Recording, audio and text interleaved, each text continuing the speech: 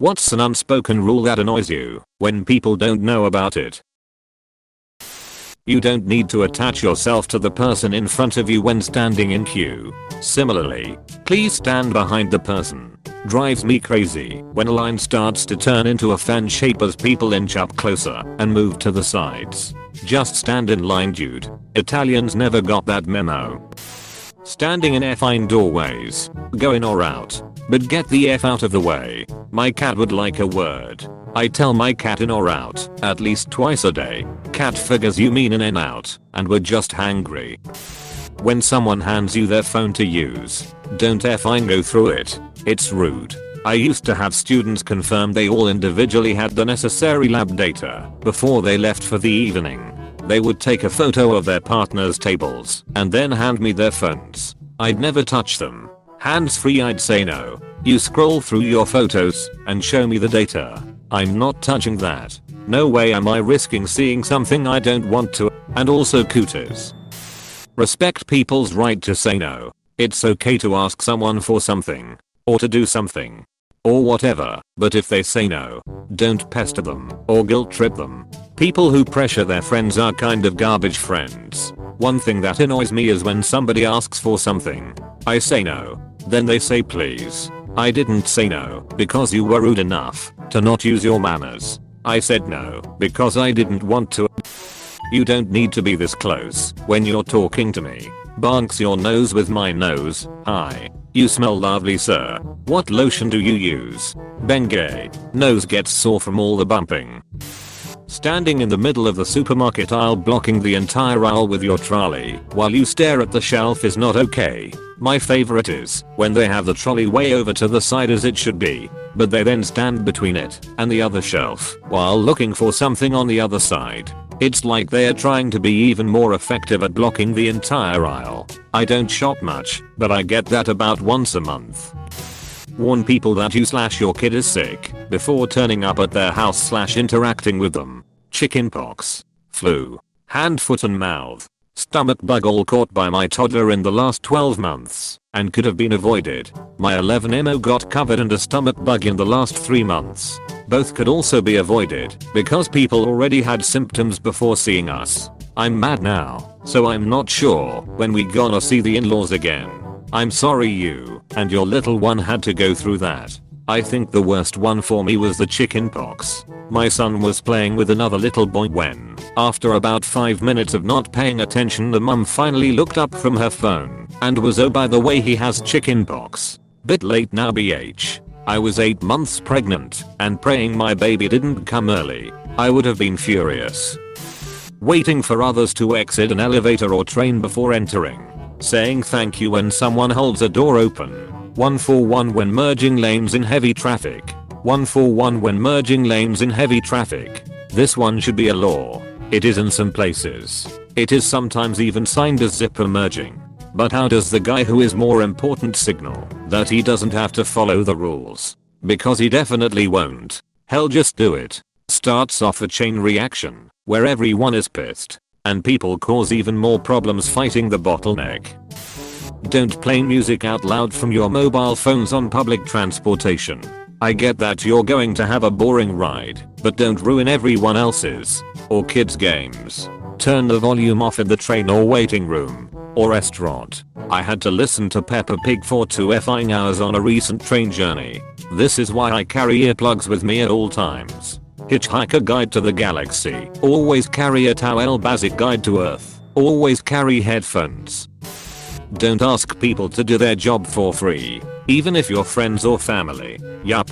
Made the mistake of making a wedding cake for a family member. Really enjoyed the project, and it was great to do something different, but it was a good deal of stress. I missed a lot of family time, and didn't know about a lot of the before/after wedding shindigs. Not to mention I had to travel twice, fly to get to the main city, where I could bake the cake, then travel to their destination wedding to finish decoration and assembly. My thank you for my hours of effort and planning. A pair of earrings. My ears aren't pierced. My sister wants me to cater her dessert table for her wedding. 5 different desserts. Enough for 250 guests to be able to enjoy them. My payment? I'm allowed to put out business cards at the table.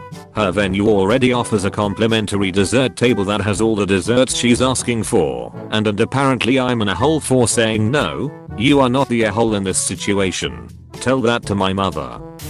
Move your cart to the side of the aisle when looking for groceries. Don't hog up the middle. Oh, of course I'll wait for you to pick out a flavor of beans. Sharon, take your time. Also, if they ask who's next at the deli and you haven't decided yet, don't say you're next and have a 5-minute discussion about what you may or may not want. I manage a bakery and this drives me crazy. Customer has been standing in line dicking around on their phone.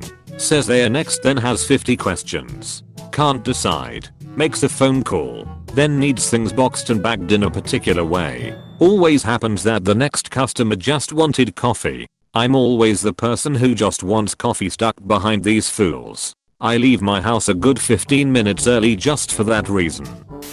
Eating with your mouth closed. I can feel the texture of your food in my brain. If someone pays for something for you, I'm not talking about as a gift. I just mean we can't split the bill here, so I'll pay and you can pay me your half later. I'll buy both of our concert tickets now and you can revel at me for it later.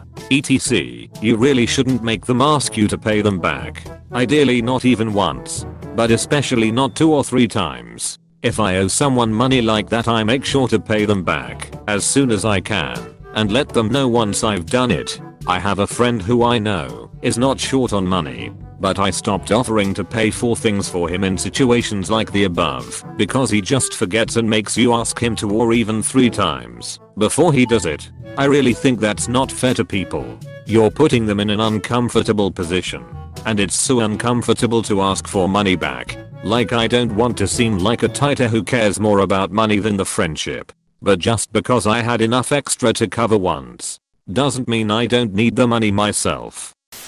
Cover your mouth when you sneeze. Apparently people don't know this. With your elbow, not your hand. Even my young son knows that. First time I was told that was when I was 20. My reaction was like, oh, that's not a bad idea. It wasn't a thing when I was a kid. I learned it in the mid 2000s or so, but it makes such obvious sense. Edit. 41-year American for context, and we were taught to cover with a hand in the 80s. Wait, I have another. You shouldn't be texting while driving. That's a given. But for the love of all that is holy, if you are the lead car at a red light, pay attention to the light.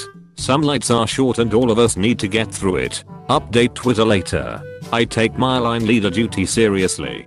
People who say yes like why are you in such a hurry in response to this don't seem to understand just how easily you can massively F up the flow of traffic. I like to say, we are all on this road because we want to be somewhere else right now. You don't have to be in a hurry, but it would be nice if you'd at least expedite the process.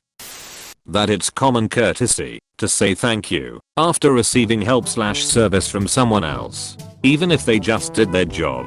Thank the goddamn cashiers, bus drivers and doctors of this world. I remember thanking my dentist after he'd taken out my wisdom teeth. He was surprised. Apparently no other patient had ever thanked him while still leaking blood out of their mouth. Like it's not his fault these teeth didn't fit in my mouth, but he got them out.